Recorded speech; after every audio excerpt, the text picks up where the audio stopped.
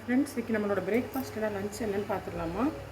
Breakfast பார்த்திங்கன்னா பாப்பாவுக்கு வந்து தோசை சுட்டு வச்சுருக்கிறேன். அதுக்கு வந்து தொட்டுக்கிறதுக்கு வந்து பார்த்திங்கன்னா தேங்காய் சட்னி. தாளிக்கெல்லாம் கொஞ்சம் டைம் ஆகிடுச்சி. தேங்காய் சட்னி தான். அப்புறம் ஸ்கூலுக்கு லஞ்ச் என்னென்னு பார்த்திங்கன்னா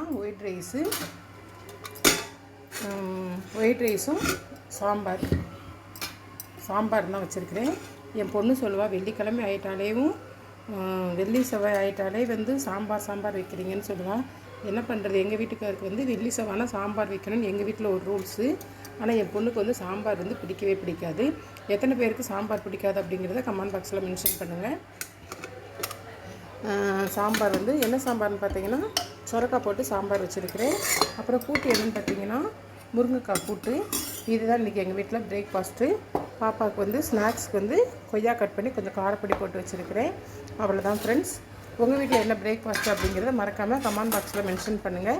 இந்த வீடியோ பிடிச்சிருந்தது அப்படின்னா லைக் பண்ணுங்கள், ஷேர் பண்ணுங்கள், கமெண்ட் பண்ணுங்கள். மறக்காமல் சப்ஸ்கிரைப் பண்ணுங்கள். Okay friends, okay bye.